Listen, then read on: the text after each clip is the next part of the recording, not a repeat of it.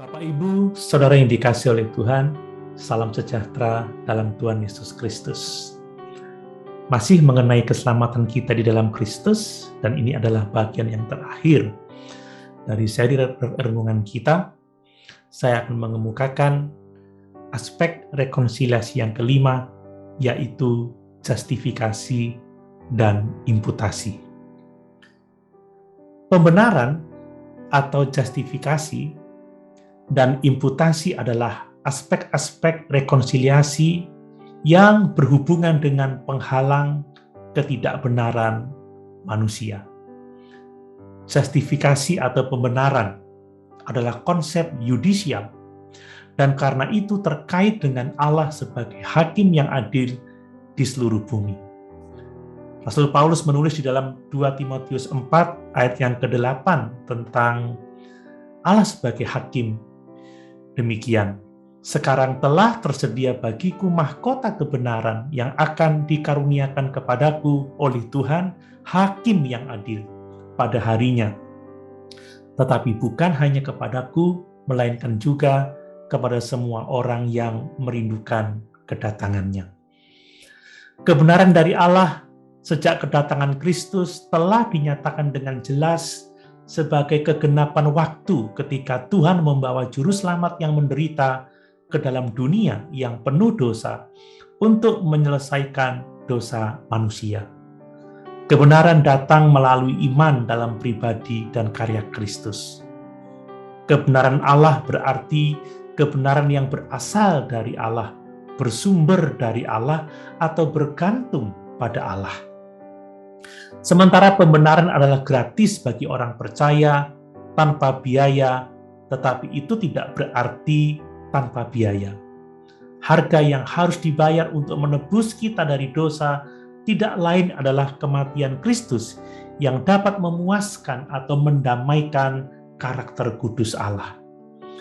Dalam Roma pasal 3 ayat 24 dan 25 bagian A, Paulus menuliskan, dan oleh kasih karunia telah dibenarkan dengan cuma-cuma karena penebusan dalam Kristus Yesus. Kristus Yesus telah ditentukan Allah menjadi jalan pendamaian karena iman dalam darahnya.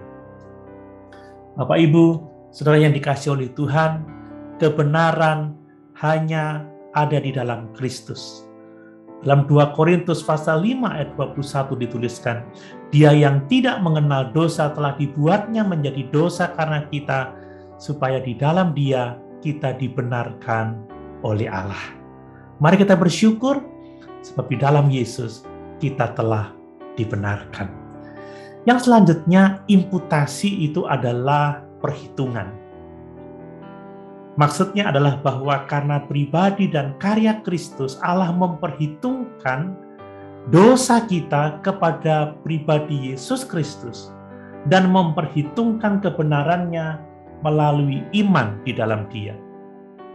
Kata kunci yang digunakan untuk imputasi adalah kata kerja logisomai yang berarti menghitung, memperhitungkan, mengkredit, membebankan ke orang lain. Dalam Roma pasal 4 ayat 3-8, Rasul Paulus menuliskan, sebab apakah dikatakan nats kitab suci? Lalu percayalah Abraham kepada Tuhan, dan Tuhan memperhitungkan hal itu kepadanya sebagai kebenaran. Kalau ada orang yang bekerja upahnya tidak diperhitungkan sebagai hadiah, tetapi sebagai haknya. Tetapi kalau ada orang yang tidak bekerja, namun percaya kepada Dia yang membenarkan orang durhaka, imannya diperhitungkan menjadi kebenaran. Seperti juga Daud menyebut berbahagia orang yang dibenarkan Allah, bukan berdasarkan perbuatannya.